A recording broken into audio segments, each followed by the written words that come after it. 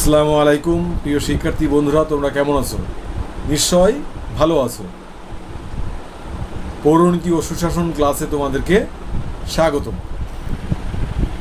আমি বিএম ইউসুফ আলী, প্রভাষক রাষ্ট্রবিজ্ঞান, Kamalapur school and college, Sabujbagh, Dhaka. আজ আমি একাদশ শ্রেণীর পৌরনীতি ও সুশাসন প্রথম পত্রের একটি বিষয় নিয়ে আলোচনা করব। তোমরা আমার সাথে থাকবে এই প্রত্যাশা করছি। প্রিয় শিক্ষার্থী বন্ধুরা, এ পর্যায়ে চলো আমরা একটি ভিডিও ক্লিপ দেখি। তোমরা এই ভিডিও ক্লিপটি মনোযোগ সহকারে দেখবে এই প্রত্যাশা করছি।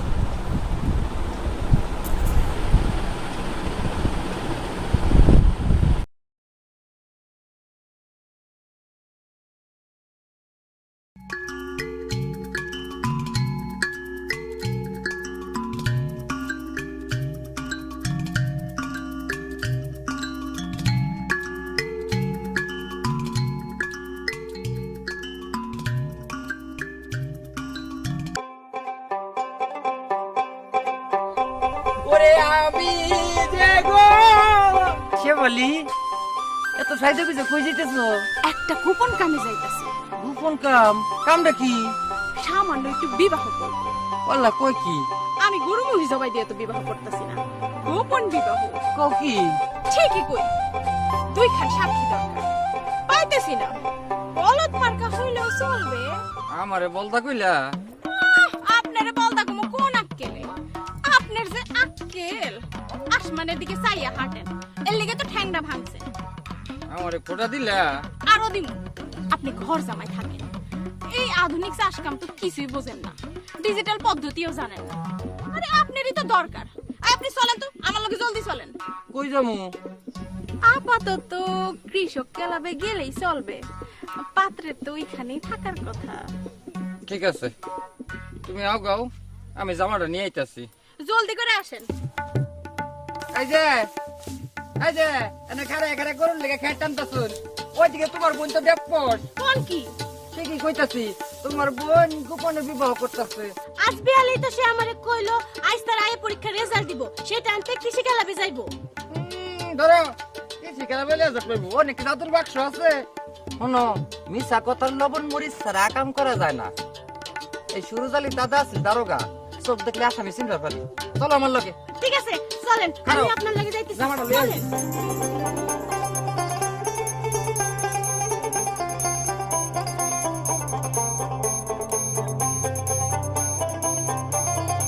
এই যে শামালি, তুমি না আমারে কইলা গোপন বিবাহ করতে যাইতাছ, এনে কুসু কুসু কুসু কুসু কি করতেছ? গোপন বিবাহ? আমি না তো। বিশ্বাস করো বউ, শামালি আমাকে বলছে কৃষক ক্লাবে যাই, ওইখানে নাকি পাত্র থাকবে। দুলা ভাই, আপনি কি মাথাটা খারাপ হয়েছে? আমি গোপন বিবাহ করতে যাব কোন দুঃখে? কৃষক ক্লাবে এআইসিসি গঠন হয়েছে, সেইখানে যে কোনো ধরনের তথ্য সেবা পাওয়া যায়। আপনি দুনিয়ার কোনো খোঁজ খবর রাখেন না। এই আইসিসি মানে কৃষি তথ্য ও যোগাযোগ কেন্দ্র। চাষ কাজে যেমন আধুনিক তথ্য পাওয়া যায়, তেমন শিক্ষা দীক্ষা পরীক্ষা রেজাল্ট সব তথ্য ওখান থেকে পাওয়া যায়। এত সুবিধা! এই যে শেফালি পাশ করেছে, এইটা আমি ইন্টারনেটের মধ্যে খবর পেয়েছি। হ্যাঁ, শেফালি পাস করছে, বই পাস করছো। কিন্তু অহন তোমরা কি করতেছিলা? খেতে পোকা লেগেছে, এক্ষুনি ছবি দিলে পাঠিয়ে দেবো কৃষি তথ্য সার্ভিসে। পোকার ধরন এবং আক্রমণের চিত্র দেখা কৃষি বিশেষজ্ঞ যে পরামর্শ দিবেন তা এক্ষুনি পাওয়া যাবো ইন্টারনেটের মাধ্যমে। এই বিষয়টা তো আগে জানি না। আপনি এটাও জানেন না দুলা ভাই? এই বিষয়টা জানানোর জন্যই তো আপনার সাথে এতক্ষণ তামসা করলাম। চলো রতন ভাই, এআইসিসি তে যাইয়া দুলা ভাইয়ের সমস্ত বিষয়টা খুইলা বলি। চলো।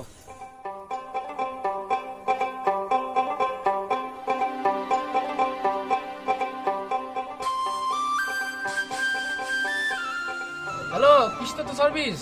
জি বলেন। আচ্ছা ভাইজান, এই যে চাল কুমড়া পোকা আক্রমণ ছবি পাঠাইলাম, এটা একটু সমাধান দেন। এটি সাল কুমড়ার ক্ষতিকারক মাছি পোকা। এটি ফল ছিদ্র করে দেয়। ফল ছিদ্রকারী এই পোকা ফসলের মারাত্মক ক্ষতি করে। ফসলে মাছি পোকা দমনের জন্য জমির মাঝে বীজটুক ব্যবহার করতে পারেন। একটি মাটির পাত্রে মিষ্টি কুমড়া অথবা কলা ক্ষেত্রে সামান্য কীটনাশক দিয়ে জমির মাঝে বাঁশের সাহায্যে স্থাপনের ব্যবস্থা করতে হবে। সবজির গন্ধে মাছি পোকা বীজটুপের কাছে আসবে, পড়বে এবং মরবে। ও আল্লাহ, তাজ্জব তামাশা, সমস্যা যখন তোর সমাধান। দেখছো মরিয়ম? আরো আছে দুলা ভাই, এই যে ভিডিও চ্যাটিং এর মাধ্যমে কৃষকের সঙ্গে কৃষকের, আবার কৃষকের সঙ্গে বিশেষজ্ঞের মত বিনিময়ের সুযোগ আছে। তারপর ধরেন আপনি কোন জমিতে কোন ফসল লাগাইবেন, জমিতে কোনো সমস্যা হইলে কি সার দিবেন। শুধু কি তাই, এই ইন্টারনেটের মাধ্যমে শিক্ষা এবং বিনোদনেরও সুযোগ আছে। আচ্ছা, এই সব ব্যবস্থা কি সারা বাংলাদেশে আছে? হইতাছে সারা বাংলাদেশে 95টি এআইসিসি চলমান। তাছাড়া প্রতিটি ইউনিয়ন পরিষদে এআইসিসির মতো ইউনিয়ন তথ্য সেবা কেন্দ্র চালু আছে। সেইখানেও কৃষি, মৎস্য, শিক্ষা ও ভূমি ব্যবস্থাপনা সহ প্রায় সব সেবাই পাওয়া যায়। কি আশ্চর্যজনক কথাবার্তা, আমিও হন ঘুমের মধ্যে আছি। দুলা ভাই, আর ঘুমানোর সময় নাই, এইবার জাগেন। দিন বদলাইছে, ডিজিটাল বাংলাদেশ আর তথ্য প্রযুক্তি এখন হাতের মুঠায়।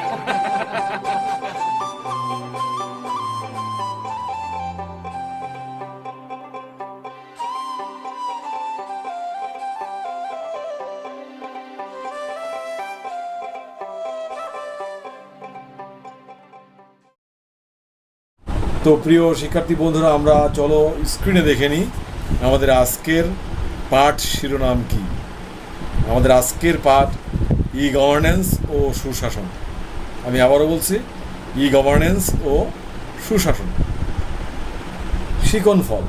প্রিয় শিক্ষার্থী বন্ধুরা, এই পাঠ শেষে তোমরা ই গভর্নেন্স কি তা বলতে পারবে, ই গভর্নেন্সের সুবিধা বা প্রয়োজনীয়তা ব্যাখ্যা করতে পারবে এবং ই গভর্নেন্সের প্রতিবন্ধকতা এবং তা দূরীকরণের উপায় বিশ্লেষণ করতে পারবে। চলো আমরা এক এক করে আলোচনা করে দেখি ই গভর্নেন্স কি। প্রিয় শিক্ষার্থী বন্ধুরা, এর আগেও কিন্তু আমরা ই গভর্নেন্স কি এটা আলোচনা করেছিলাম। E governance, E for electronic, আর গভর্নেন্স তো গভর্নেন্স। ই গভর্নেন্স শব্দটি ইলেকট্রনিক গভর্নেন্স থেকে এসছে, বা ইলেকট্রনিক গভর্নেন্সের সংক্ষিপ্ত রূপ। এই ই গভর্নেন্স একটি নতুন ধারণা। সংক্ষেপে যে আমরা যদি বলি, সরকারের সাথে দেশের আপামর জনসাধারণের যে ইলেকট্রনিক যোগাযোগ, তাকেই ই গভর্নেন্স বলে। আরও স্পষ্ট করে যদি আমরা বলি, ই গভর্নেন্স হচ্ছে সরকার ও জনগণ এবং সরকার ও ব্যবসায়ের মধ্যে সম্পর্ক, এছাড়া সরকারের অভ্যন্তরীণ গণতন্ত্র ও ব্যবসায়ী খাতকে সহজ ও উন্নত করার প্রক্রিয়া। আমরা আরও সহজ করে যদি বলি, ই গভর্নেন্স হচ্ছে এমন একটি শাসন ব্যবস্থা, বা এটি হলো শাসনের এমন এক পদ্ধতি যেখানে সরকারি সেবা ও তথ্যসমূহ জনগণ সহজেই ঘরে বসেই পেতে পারে। ই গভর্নেন্সের মাধ্যমেই সরকারি তথ্য ও সেবা জনগণ ঘরে বসেই পেতে পারে। তো আমরা জানলাম ই গভর্নেন্স কি। ই ফর ইলেকট্রনিক আর গভর্নেন্স তো গভর্নেন্স। তাহলে ই গভর্নেন্স শব্দটি ইলেকট্রনিক গভর্নেন্স এর সংক্ষিপ্ত রূপ। এটি বর্তমান সময়ে একটি নতুন ধারণা। এটি হলো শাসনের এমন এক পদ্ধতি যেখানে সরকারি সেবা ও তথ্যসমূহ জনগণ সহজে ঘরে বসেই পেতে পারে। প্রিয় শিক্ষার্থী বন্ধুরা, এখন আমরা আলোচনা করব ই গভর্নেন্সের সুবিধা।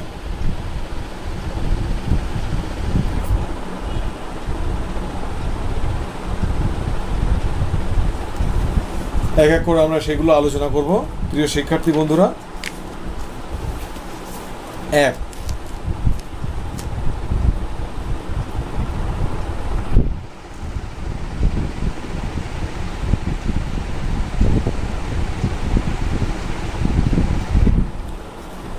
প্রিয় শিক্ষার্থী বন্ধুরা, সুশাসন ও ই গভর্নেন্স এর পারস্পরিক সম্পর্ক খুবই নিবিড়।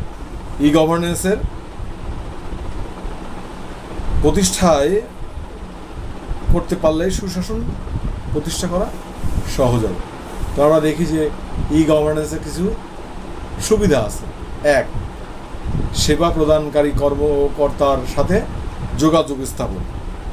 প্রিয় শিক্ষার্থী বন্ধুরা, ই গভর্নেন্সের আওতাধীন যে কোনো ব্যক্তি বা প্রতিষ্ঠান ওয়েবসাইটে প্রবেশ করে সংশ্লিষ্ট কর্মকর্তা বা ব্যবসায়ী প্রতিষ্ঠানের সাথে দ্রুত যোগাযোগ স্থাপন করতে পারে।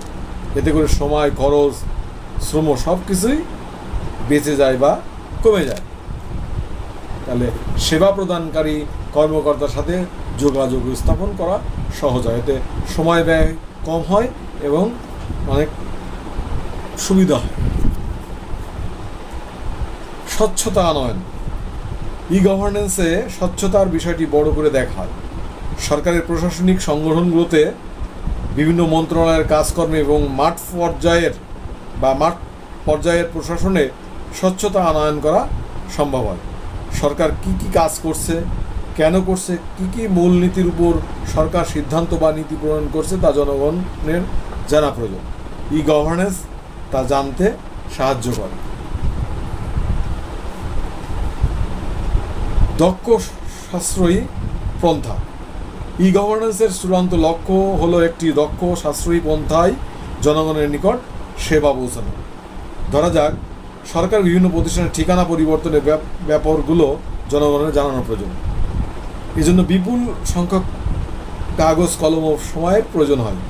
এটি যদি ইলেকট্রনিক ব্যবস্থার মাধ্যমে বা সাহায্যে করা হয় তবে তা অনেক সহজে এবং কম খরচে করা যেতে পারে। এতে করে সময়, শ্রম ও অর্থের অপচয় কমিয়ে আনা যায় এবং এতে করে ব্যবসায়ীদের জন্য সুবিধাজনক এবং সাশ্রয়ী হয়। 4 নম্বর, রাজনৈতিক সচেতনতা তৈরি করে। প্রিয় শিক্ষার্থী বন্ধুরা, রাজনৈতিক সচেতনতা তৈরির ক্ষেত্রে ই গভর্নেন্স বা ই সরকার কার্যকরী ভূমিকা পালন করে থাকে। ভোটদানের ক্ষেত্রে এই ব্যবস্থা জনগণের সংশ্লিষ্টতা ও আগ্রহ বাড়াতে সাহায্য করে। তথ্যের সহজলভ্যতা। প্রিয় শিক্ষার্থী বন্ধুরা, ই গভর্নেন্স যে কোনো প্রক্রিয়াকে সহজ করে দিতে পারে। এছাড়া ব্যক্তি মালিকানাধীন প্রতিষ্ঠান এবং জনগণের নিকট তথ্য প্রাপ্তির অনেক সহজলভ্যতা করতে পারে। আমেরিকার যুক্তরাষ্ট্রের অঙ্গরাজ্যগুলোর বা অঙ্গরাষ্ট্র ইন্ডিয়ানায় সর্বপ্রথম সরকারি তথ্য ডিজিটাল প্রক্রিয়ায় শনাক্তকরণ করে আইনসভা বা আইনগতভাবে তা প্রবর্তনপূর্বক সরবরাহ করেছে। এর ফলে খরচও অনেক কমেছে। বর্তমানে সমগ্র বিশ্বে এই অনলাইন সেবা ছড়িয়ে পড়েছে।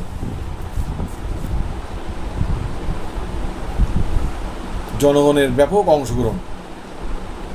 প্রিয় শিক্ষার্থী বন্ধুরা, ই গভর্নেন্সের অন্যতম প্রধান লক্ষ্য হলো জনগণের ব্যাপক অংশগ্রহণ। ইন্টারনেটের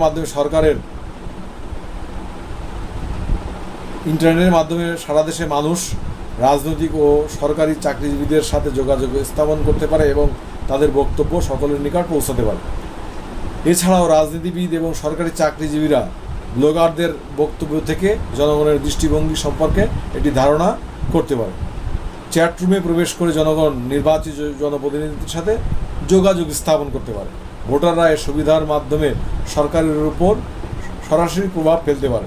এতে জনগণ বুঝতে পারে ভবিষ্যতে কাকে ভোট দেওয়া যেতে পারে এবং কীভাবে সহায়তা প্রদান করলে সরকারি কর্মচারীরা আরও উৎপাদনশীল কাজে নিজেদেরকে নিয়োজিত করতে পারে। 7 নম্বর, পরিবেশগত সুবিধা। পরিবেশবিদ, সংবাদ মাধ্যম এবং সচেতন জনগণের চাপে অনেক দেশের সরকার ইন্টারনেট ব্যবহার শুরু করেছে। এর ফলে বিপুল সংখ্যক কাগজের ব্যবহার কমে গেছে। এর ফলে পরিবেশের দূষণের ভয়াবহতা হ্রাস পেয়েছে। তো প্রিয় শিক্ষার্থী বন্ধুরা, এছাড়াও আমরা জানি যে ই গভর্নেন্সের মাধ্যমে সময় বাঁচায়, সরকারের জবাবদিহিতা নিশ্চিত হয়। এই জবাবদিহিতার কারণে দুর্নীতির প্রতিরোধ সহায়ক হয় এবং আমলাতান্ত্রিক জটিলতা হ্রাস পেয়ে থাকে। প্রিয় শিক্ষার্থী বন্ধুরা, এইগুলো হচ্ছে ই গভর্নেন্সের সুবিধা বা প্রয়োজনীয়তা এতক্ষণ আমরা আলোচনা করলাম। এ পর্যায়ে আমরা ই গভর্নেন্সের প্রতিবন্ধকতা কী আছে সেইগুলো জানার চেষ্টা করব। তো ই গভর্নেন্সের মাধ্যমে সুশাসন প্রতিষ্ঠার ক্ষেত্রে বেশ কিছু প্রতিবন্ধকতা বা অসুবিধা রয়েছে। সেগুলো কী কী একা করে আমরা জেনে নিই। সংক্ষেপে আমরা জানব। এক, ইন্টারনেট ব্যবস্থা ব্যয়বহুল। তো প্রিয় শিক্ষার্থী বন্ধুরা, সমাজের সকল শ্রেণীর মানুষই ই গভর্নেন্স এর সুবিধাগুলো নেওয়ার ক্ষেত্রে সমানভাবে ইন্টারনেট ব্যবহার করতে পারে না, কেননা বর্তমান সময়ে ইন্টারনেট ব্যবস্থা এখনও ব্যয়বহুল। 2 নম্বর, ইন্টারনেট থেকে প্রাপ্ত তথ্য নিয়ে সংশয়।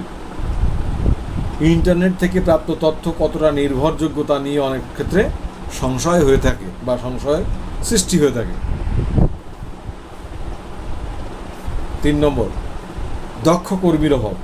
এই যে ই গভর্নেন্স পরিচালনার জন্য যে দক্ষ কর্মীর দরকার, সেই অনেক সময় দেখা যায় দক্ষ কর্মীর অভাবে ই গভর্নেন্স প্রতিষ্ঠার পথে প্রতিবন্ধকতা সৃষ্টি করে থাকে। তাহলে ই গভর্নেন্স প্রতিষ্ঠার ক্ষেত্রে দক্ষ কর্মীর অভাব রয়েছে। 4 নম্বর, অবকাঠামোগত সমস্যা। তো অবকাঠামোগত সমস্যা ই গভর্নেন্সের পথে বাধা সৃষ্টি হয়ে দাঁড়ায়। এই যে বিভিন্ন ধরনের অবকাঠামো, বিল্ডিং টিল্ডিং দরকার, এগুলো না থাকলে ই গভর্নেন্স প্রতিষ্ঠা করা সম্ভব হয়। এই অবকাঠামো সমস্যার কারণে ই গভর্নেন্স প্রতিষ্ঠায় প্রতিবন্ধকতা সৃষ্টি হতে হবে। ইলেকট্রনিক্স সামগ্রী উৎপাদন ও ব্যবসা বাণিজ্যে অনগ্রসরতা। প্রিয় শিক্ষার্থী বন্ধুরা, ইলেকট্রনিক্স সামগ্রী উৎপাদন ও ব্যবসা বাণিজ্যে অনগ্রসরতা ও প্রতিবন্ধকতা সৃষ্টি করে। 6 নম্বর, সরকারি দপ্তরসমূহের মধ্যে সমন্বয়হীনতা। প্রিয় শিক্ষার্থী বন্ধুরা, আমরা জানি যে সরকারি দপ্তরগুলোর মধ্যে সমন্বয়ের অভাবেও ই গভর্নেন্স প্রতিষ্ঠার প্রতিবন্ধকতা তৈরি হয়ে থাকে। বিপুল অর্থ ব্যয়। তো ই গভর্নেন্স ব্যবস্থা প্রতিষ্ঠা করতে গেলে বিশাল অঙ্কের অর্থ ব্যয় করতে হয়, তার বিনিময়ে প্রাপ্ত ফলাফল আশানুরূপ নয়। পরীক্ষামূলকভাবে ইন্টারনেট নির্ভর সরকার ব্যবস্থার ফলাফল ও প্রভাব নির্ণয় করা অনেক ক্ষেত্রে কঠিন ও হতাশাব্যঞ্জক। তো প্রিয় শিক্ষার্থী বন্ধুরা, এতক্ষণ আমরা ই গভর্নেন্সের প্রতিষ্ঠার প্রতিবন্ধকতা সম্পর্কে আমরা জানার চেষ্টা করলাম। এ পর্যায়ে আমরা ই গভর্নেন্সের প্রতিবন্ধকতা দূরীকরণের উপায় আমরা আলোচনা করব। ই গভর্নেন্সের প্রতিবন্ধকতাগুলো উত্তরণের উপায়গুলো কী কী, সেগুলো আমরা এক এক করে জানার চেষ্টা করব।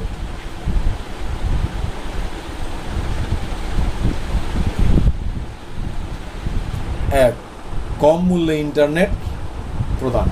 প্রিয় শিক্ষার্থী বন্ধুরা, আমরা জানি যে সমাজের সকল শ্রেণীর মানুষজন ই গভর্নেন্সের সুবিধাগুলো নেওয়ার ক্ষেত্রে সমানভাবে ইন্টারনেট ব্যবহার করতে পারে না, কেননা ইন্টারনেট ব্যবস্থা এখনও ব্যয়বহুল। তাহলে আমাদের কী করতে হবে? কম মূল্যে ইন্টারনেট দিতে হবে জনগণকে। ইন্টারনেট থেকে প্রাপ্ত তথ্য যেন নির্ভরযোগ্য হয় তা নিশ্চিত করতে হবে। তো ইন্টারনেটে যেসব তথ্য জনগণ পাবে, সেই তথ্যগুলো নির্ভরযোগ্য যদি না হয় তাহলে সমস্যা হবে। এই জন্য ইন্টারনেট থেকে প্রাপ্ত তথ্য অবশ্যই নির্ভরযোগ্য হয় এবং তা নিয়ে যাতে সংশয় না থাকে সেই ব্যবস্থা করতে হবে।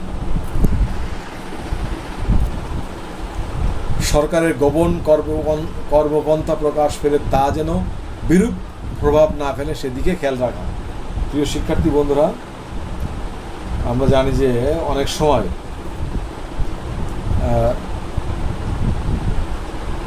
সরকারের গোপন তথ্যগুলো জনগণ জেনে যায়। এই জেনে গেলে অনেক সময় সমস্যা হয়। এইটা যাতে সমস্যা না হয় সেদিকেই খেয়াল রাখতে হবে। সাইবার আক্রমণের ভীতি দূর করা ও তা প্রতিরোধ করা। প্রিয় শিক্ষার্থী বন্ধুরা, আমরা জানি সাইবার আক্রমণের ভীতি দূর করতে হবে এবং এই দূর না করলে আসলে ই গভর্নেন্স প্রতিষ্ঠা করা সম্ভব না। তো এই সাইবার আক্রমণ প্রতিরোধে কার্যকর ব্যবস্থা গ্রহণ করতে হবে।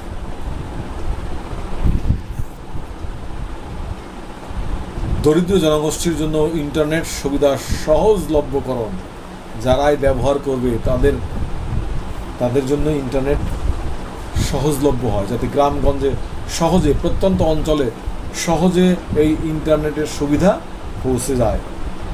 এর পাশাপাশি দক্ষ জনশক্তি গড়ে তুলতে হবে, জনগণকে জ্ঞান বিজ্ঞানে বিশেষ করে প্রশিক্ষণমূলক প্রযুক্তিমূলক শিক্ষা শিক্ষিত করে তুলতে হবে।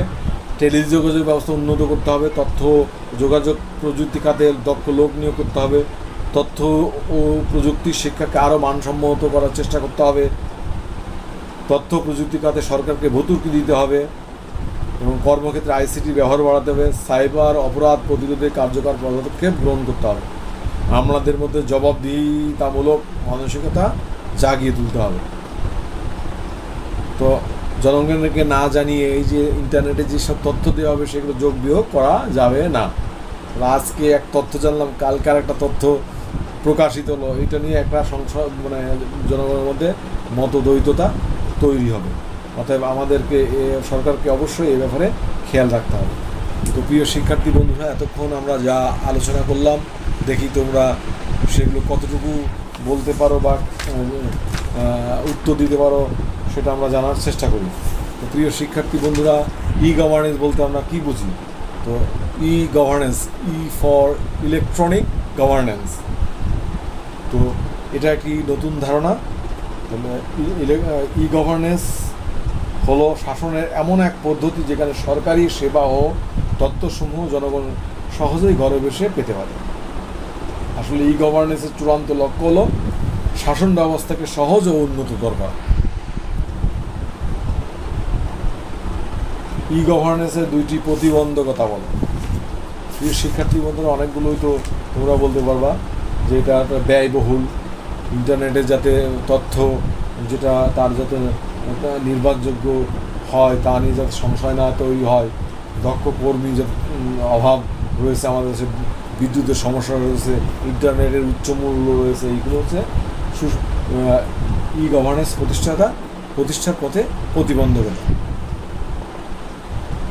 ই গভর্নেন্সের প্রতিবন্ধকতা কীভাবে দূর করা যায়?